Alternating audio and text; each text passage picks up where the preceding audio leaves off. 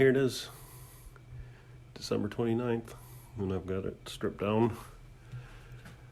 A lot of work for what I really wanted to do. What I really want to do is get that pipe.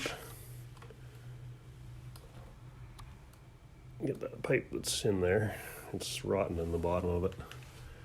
I want to get it out of there, but I realized it might be easier to put some heat to it. So I,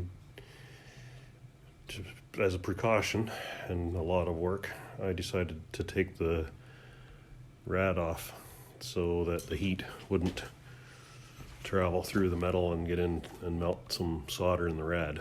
And while I'm in there, I have to change some rad hoses anyways and clean things up and maybe give some of those pieces in there some paint or some, just to clean them up. And so that's what I'll do while I have everything apart.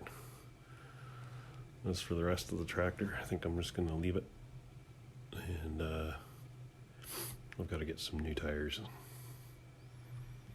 But for now, I'll get those cooling system fixed up, and then I got to go at the engine. So that's all for now.